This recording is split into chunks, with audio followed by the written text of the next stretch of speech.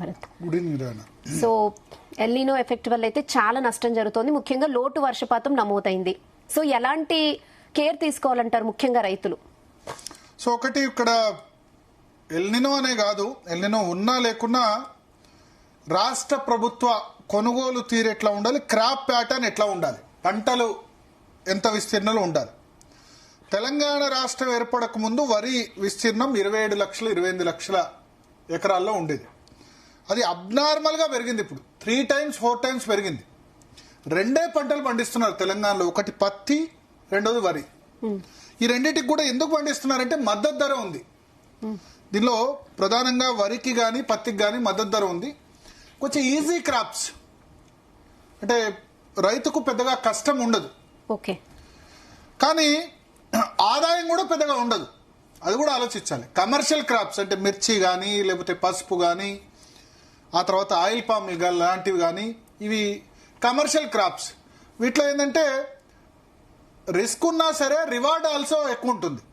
ఇప్పుడు వరికి ఒక ఎకరానికి 30,000 వస్తే కమర్షియల్ క్రాప్స్ 1,00,000 ఎకరానికి 2 లక్షలు కూడా సంపాదించేందుకు ఆస్కారం ఉంటుంది. కానీ ఏంటంటే ఇవి కొనుగోలు పెద్దగా చేయరు అన్న ఉద్దేశంతో రైతులు కూడా ఏంటంటే వరి సాగు చేయడానికే ఎక్కువ వాళ్ళు మొగ్గు చూపుతూ ఉంటారు.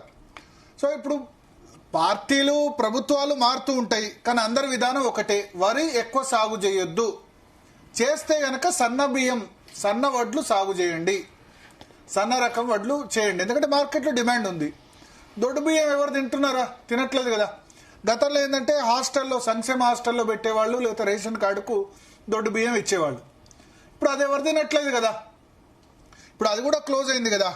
తెలంగాణ రాష్ట్రంలో ఇప్పుడు ఇచ్చేది సన్న బియ్యమే, సంక్షేమ హాస్టల్లో కూడా సన్న బియ్యమే. మరి దొడ్డు బియ్యం పండిస్తే ఎవరు కొంటారు? ఇక రబీ సీజన్లో అయితే మొత్తం దొడ్డు బియ్యమే వస్తుంది. ఖరీఫ్లో ఉన్న ఇంకా సన్న వడ్లు పండిస్తున్నారు తప్ప రబీలో దొడ్డు వడ్లే పండిస్తున్నారు. సో దానివల్ల ఏం జరుగుతుంది? ఇంతకుముందు తమిళనాడులో, కేరళలో, లేకపోతే కర్ణాటకలో కొన్ని రాష్ట్రాల్లో దొడ్డు బియ్యం తినేవాళ్ళు. ఇప్పుడు తినట్లేదు. ఈటింగ్ హ్యాబిట్స్ మారిపోయాయి. మన చిన్నప్పుడు మనం కూడా దొడ్డు బియ్యం తినేవాళ్ళమేమో, కానీ ఇప్పుడు ఎంత పాలిష్డ్ రైస్ అయితే అంత అయిపోయింది. అట్లా డిమాండ్ లేదు. డిమాండ్ లేని పంటను పండించి రాష్ట్ర ప్రభుత్వం కొనాలి, ఆ తర్వాత కేంద్ర ప్రభుత్వం తీసుకోవాలి. తీసుకుపోయిన తర్వాత ఏం చేస్తారు? ఇప్పుడు మొన్ననే ఏం చేశారంటే ఆ దొడ్డు బియ్యాన్ని 3 సంవత్సరాల తర్వాత దాన్ని ఎక్కడికి ఇవ్వలేకపోతే లాస్ట్కి కిలోకి ఒక సేకరణ అంటే 24 రూపాయలు ఉంది. ఒక కిలో క్వింటాల్ వడ్లు ఇప్పుడు 2360 2400 రూపాయల మద్దతు ధర ఉంది. అంటే కిలోకి 24 రూపాయలు.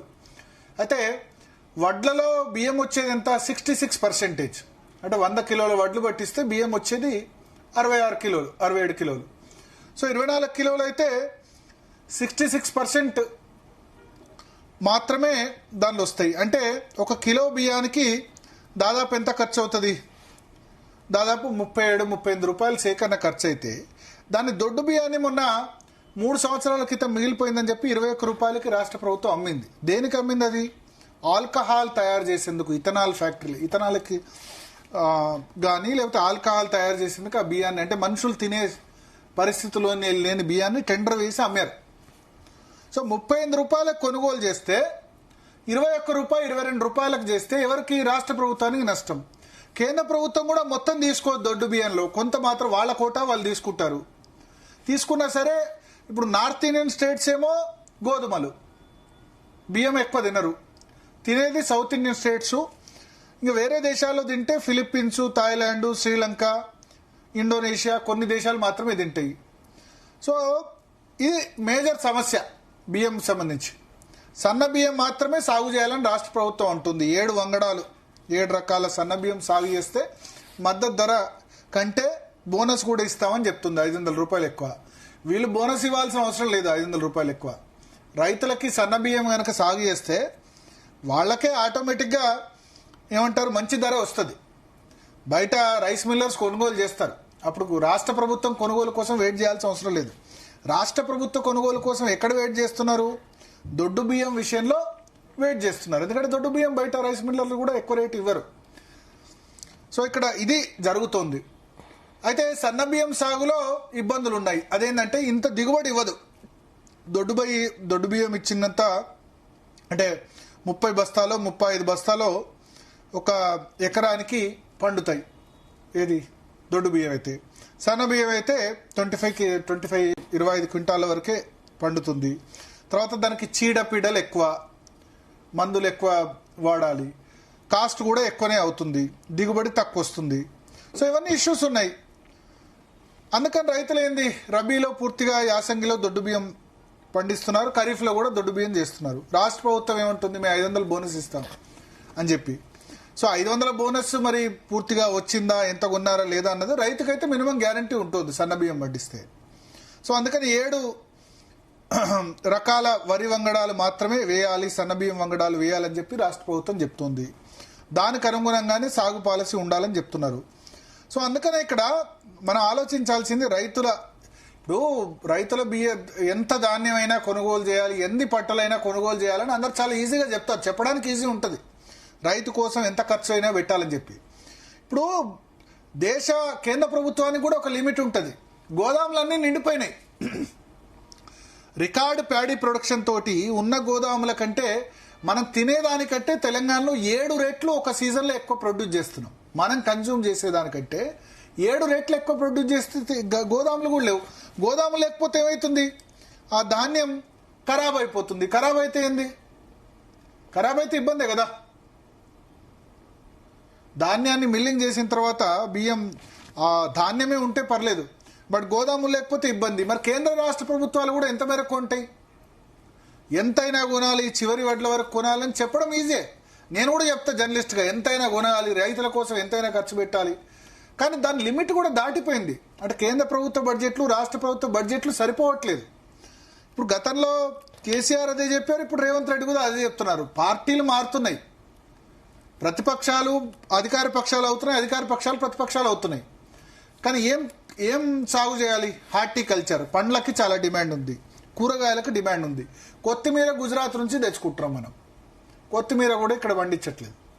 టమాటాలు, ఆలుగడ్డలు, నాట్ ఓన్లీ ఇది, ఇంకా వేరే చాలా కూరగాయలు కూడా వేరే రాష్ట్రాల నుంచి మనం తెచ్చుకోవాల్సిన సిచ్యువేషన్ వచ్చింది. సో అందుకనే ఇక్కడ మనం ఏదో ప్రభుత్వాలు అది చెప్తున్నా కాకుండా రైతుకు అవేర్నెస్ చేయాలి.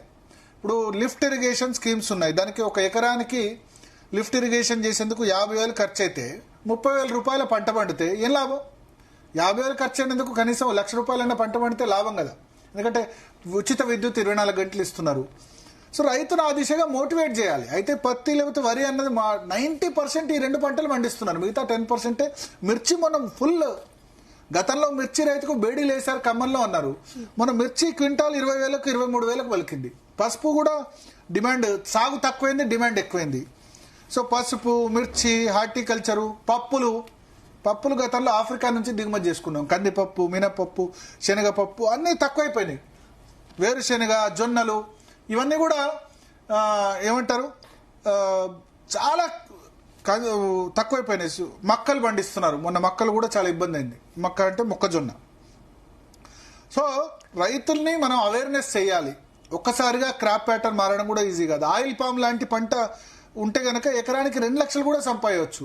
కానీ ఆయిల్ పామ్ ఏంది, ఇప్పుడు పండిస్తే 4 సంవత్సరాల తర్వాత అవుతుంది. ఆ 4 సంవత్సరాల వరకు అంతర పంటలు మాత్రమే వేసుకోవాలి.